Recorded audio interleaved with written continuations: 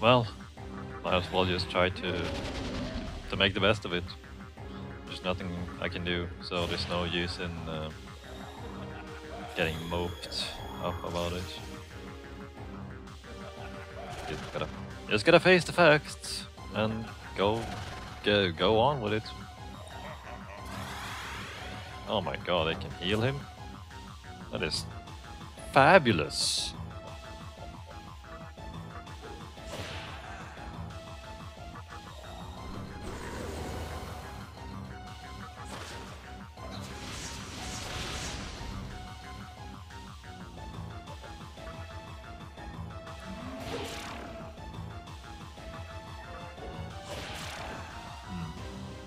Now, ideally, I think it would kind of work if you had at least 2 force users in the party, so that you would at least guarantee that if Tornado does not kill both of those minions, I guess you could have one backup force user to finish them off, and at the same time do damage to him, which is the important thing. I mean, you have to deal with the minions, it seems, but you also have to do damage to him to actually force him into the next battle phase, which I assume he has, because all of the fiends so far has had additional battle phases to them.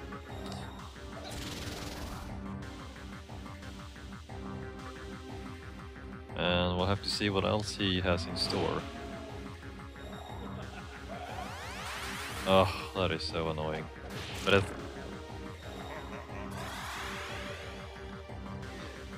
yeah, oh,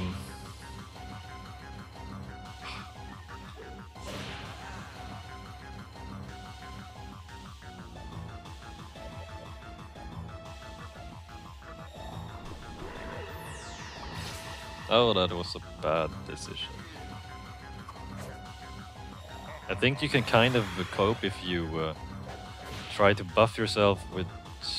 well, that's probably not going to work too well. The stupid thing is that at least for this fight, that Baphomet is pretty much the only demon I have, I think, which has Sukukaja. So if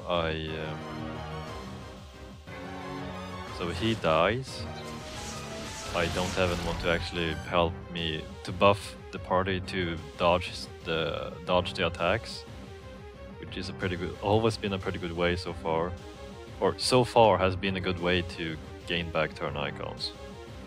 So if he dies, I do have a problem. Well, either that, or you could possibly have demons with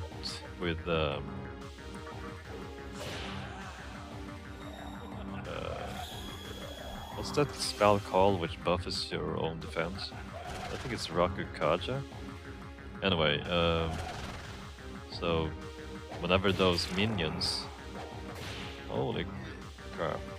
Whenever those minions debuff you, I guess you could counter that by buffing yourself back with higher defense.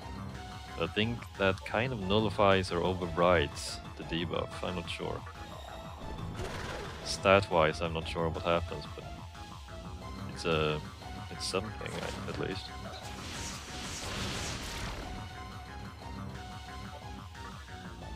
Yeah, I think you also definitely need to be higher level on Naoki. If you do use Tornado, because you want the attack to be a guaranteed kill. And as you could see there, I didn't actually kill off one of those virtues with Tornado. Actually, relying on Tornado is a bit of a gamble. I mean, it does a lot of damage, but it's not guaranteed to hit everyone. That's the problem.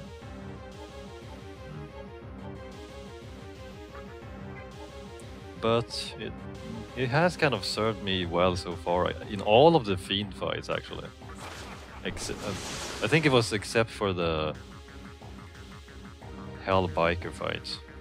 Oh, I can't completely remember since it was such a long time ago I played that fight. I had that fight. Boss fight.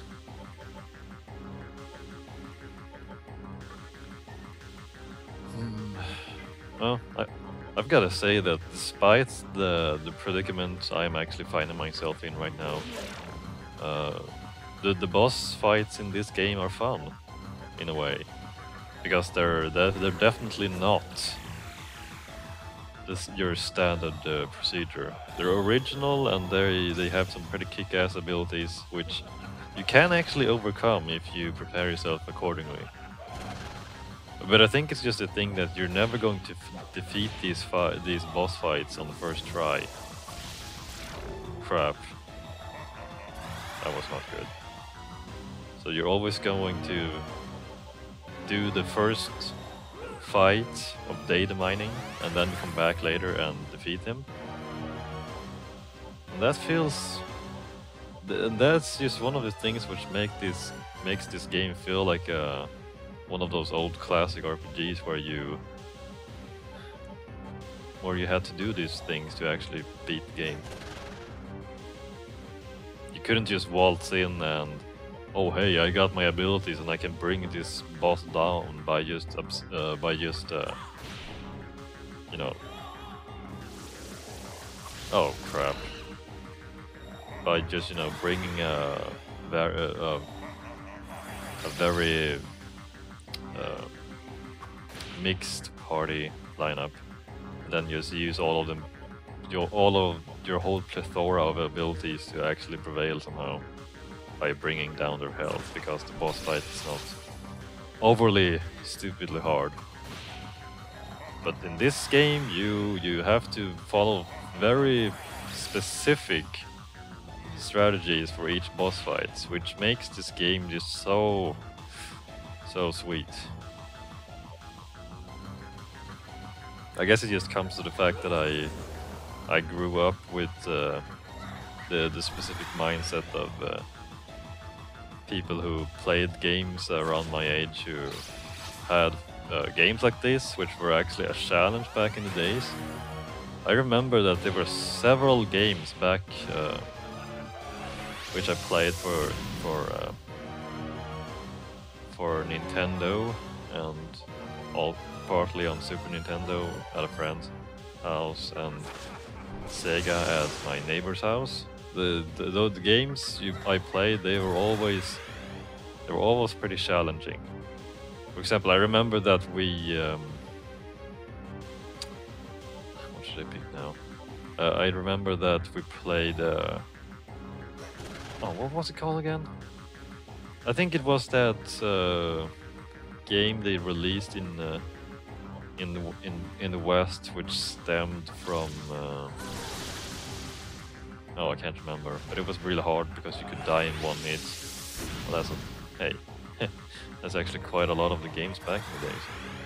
You could die so easily, and yeah, the games were actually pretty challenging. And nowadays we have all of these games which, you know, the first-person shooters with the regenerating health and such. And yeah, I know it's not the same genre, but it kind of just feels like games have, in general, gotten easier than they were back in the days, or something.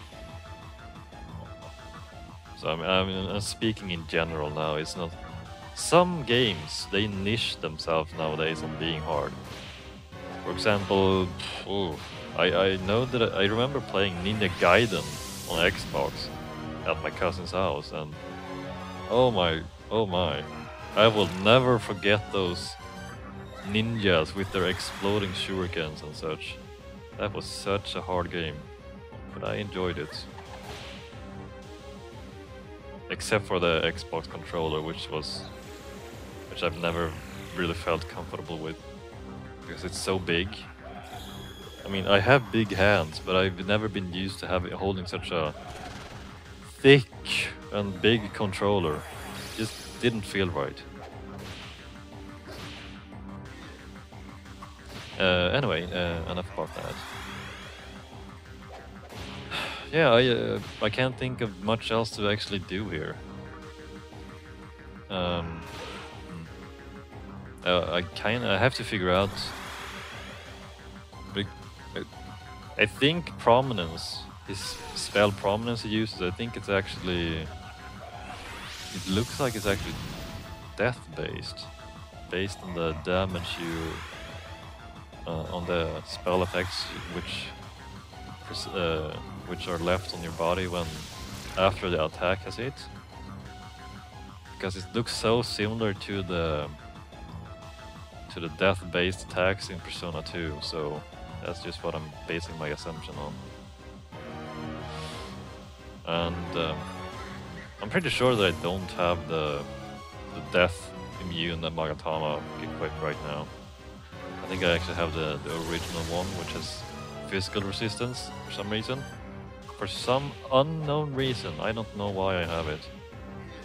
Doesn't seem to help too much anyway, since I take so much damage. So I guess I'm actually not having that one equipped. I don't know. It's been like... yeah, it's really bad.